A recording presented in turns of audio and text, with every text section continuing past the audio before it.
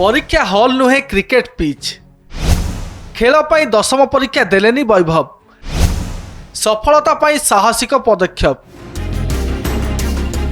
14 वर्षर cricket विस्मय वैभव सूर्यवंशी एवं सारा देश में चर्चार केन्द्रबिंदु किंतु यही चर्चा केवल तांको बैटिंग पाई नुहे बरं जड़े किशोर जीवन में आसीथिबा एक बड़ द्वंद्व पाई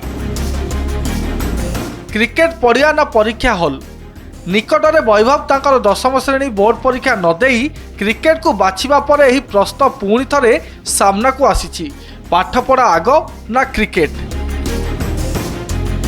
वैभव का जन्म बिहार समस्तीपुर जिलार एक छोट गाँव में मात्र 4 वर्ष बयसरू तांको पिता संजीव सूर्यवंशी तांको हाथ में ब्याट धराइथिले सेबेठारु आरंभ होइतिला एक असाधारण यात्रा 12 वर्ष बयस बिहार पक्षरु रणजी ट्रॉफी खेली से इतिहास रचिथिले।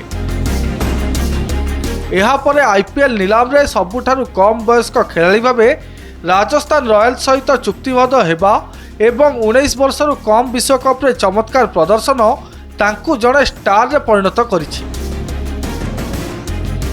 तेबे 2026 मसीहा फेब्रुआरी मासरे जेतेबेले सारा देश में छात्र छात्री दशम बोर्ड परीक्षा पई प्रस्तुत हेउथिले वैभव को सामना रे थिला एक कठिन निष्पत्ति तांकर एडमिट कार्ड प्रस्तुत थिला किंतु सही समय तांकर क्रिकेट ट्रेनिंग और आईपीएल प्रस्तुति शिखर रे रहिथिला।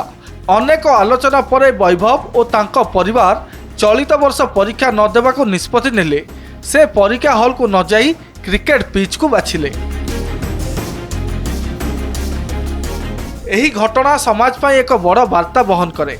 साधारणतः भारतीय परिवार रे पाठपढ़ा को प्रथम प्राथमिकता दि जाए किंतु वैभव का क्षेत्र में तांको पिता कहिसंती जे वैभव संपूर्ण लक्ष्य बे क्रिकेट उपरे से आसंता वर्ष परीक्षा दे पारिबो।